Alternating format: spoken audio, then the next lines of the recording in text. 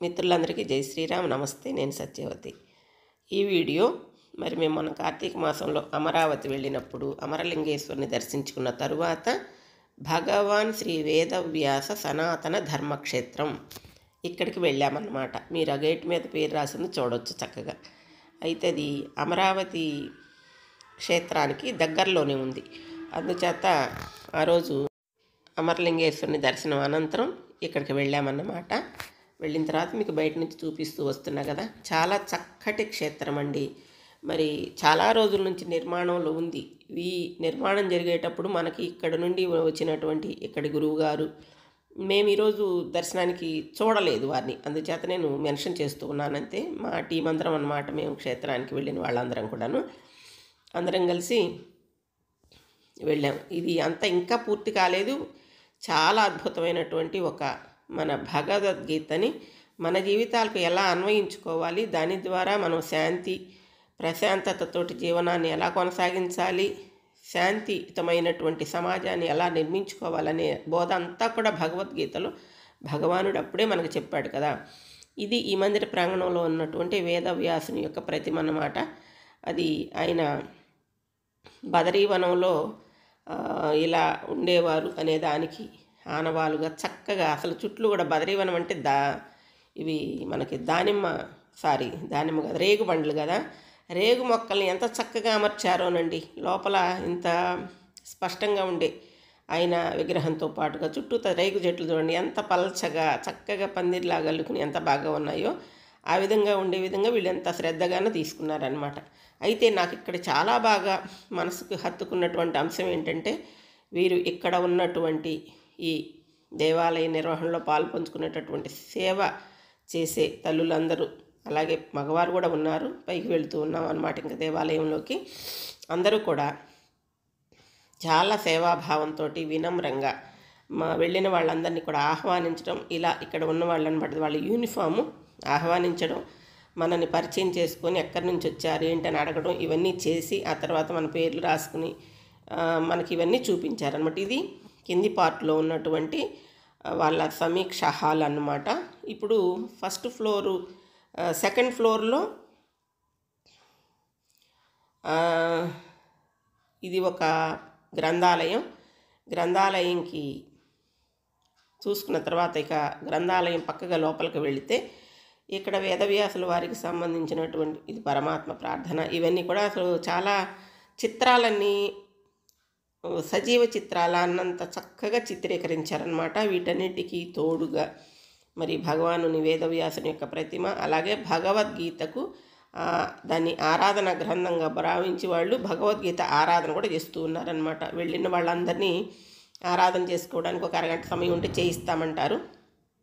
సమయం ఏమాత్రం ఉన్నా కూడా చక్కగా వెళ్ళిన వాళ్ళు అలా చేసుకుంటారు, వాళ్ళే చేయిస్తారనమాట. పాదుకలు పెట్టేసి మీరు ఇప్పుడు చూద్దరు. కాకపోతే మేము పూజలో ఏం పాల్గొలేదు, ఎందుకంటే ఇవన్నీ చూసి మరలా మేము ఆ తరువాత ఎక్కడికి శివక్షేత్రం కూడా వెళ్ళి చూడాలి. శివక్షేత్రం ఉంది కదా, అక్కడికి కూడా వెళ్ళి చూడాలనుకున్నాం కాబట్టి ఎక్కువ టైంని ఇక్కడ కాకుండా చూడటానికే వినియోగించుకున్నాం అన్నమాట.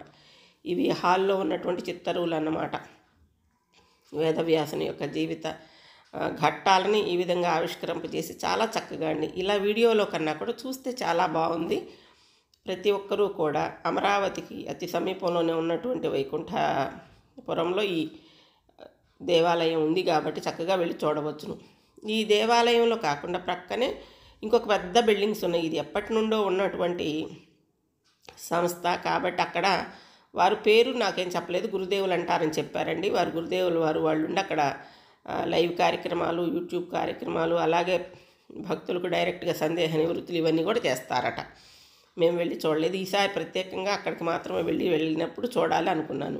మామూలుగా అయితే గుంటూరులో మాకు దీనికి సంబంధించి బాగా ముఖ్యంగా తెలిసినటువంటి శ్రీదేవి అనే భగవద్గొందు కూడా ఉన్నారు. ఇదండి పాదుకలకు పూజ చేసుకునేటటువంటి హాలు. చూసారా చక్కగా అక్కడ వేదవ్యాసుల వారి యొక్క చిత్రపటం అవన్నీ ఏర్పాటు చేసి ఇట్లా చేశారు. అది కూర్చొని కింద కూర్చోలేని వాళ్ళకి టేబుల్స్ మీద కూడా అవి సెట్ చేశారన్నమాట. ఇవి వేదవ్యాసులు మనకు అందించినటువంటి పురాణాల పట్టిక. దాదాపు మనకు 18 పురాణాలను వారు అందించారు. వాటి ద్వారానే మనకి అనేక ఉపపురాణాలు ఇవన్నీ కూడా చాలా తయారై ఉన్నాయి కదా. ఇక చూడండి, అద్భుతమైనటువంటి వేదవ్యాసుల యొక్క సన్నిధి. ఇది 3rd ఫ్లోర్లో ఉందన్నమాట. ఇది వాస్తవంగా అయితే లోపల తీయవద్దన్నారండి, కానీ మన భగవద్బంధువులందరికీ చూపించే ఉద్దేశంతో వారిని ఓ చిన్న రిక్వెస్ట్ తోటి బయట నుంచి తీశాను అన్నమాట. లోపల కాదు నేను తీసింది, ఇది బయట నుంచి తీసి ఇలా అటాచ్ చేశాను. సరేనా, చక్కగా ఉందండి. ఎంత ప్రతిమ సజీవంగా ఉన్నట్లో ఉన్నదన్నమాట వేదవ్యాసుల వారిది. ఇంక ఇది పైకి వెళ్ళామన్నమాట. పైకి హారతి నిరంతరంగా ఉండే విధంగా ఉంది. ఇది శిఖరం, పైవైపు శిఖరం, కింద మన ట్రెడిషనల్ ముగ్గులు ఎక్కడికక్కడ ఎంత బాగుందో. కింది నుంచి కూడా పై వరకు కూడా. కింద అన్నప్రసాద వినియోగం కొరకు కింద ఏదో హాల్ కూడా కొత్తగానే కడుతూ ఉన్నారు. అది చూడండి, మీకు వీడియోలో తెలుస్తూ ఉంది కదా. ఇది పైన మనకి కింది నుంచి మెట్లుగా మన జీవాత్మ ఎక్కడి దాకా ఎలా మన ఇవన్నీ మలుచుకుని చేరుకుంటుందనే దానికి గుర్తుగా ఈ దీపం ఉందన్నమాట పైన. ఇవన్నీ చూసిన తర్వాత ఇక మేమంతా కూడా మరలా కిందికి దిగి వచ్చాము. అక్కడ ప్రసాద వితరణ చేస్తూ ఉంటే కొంత ప్రసాదం తీసుకుని, అయితే కొంచెం కాదు, కొంచెం ఎక్కువే పెట్టారు. కట్టె పొంగల్ చేశారనమాట, చాలా బాగుంది. ఆ ప్రసాదం కూడా తీసుకొని వచ్చాము.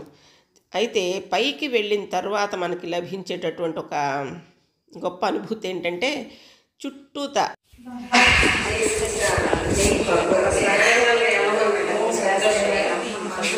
చాలా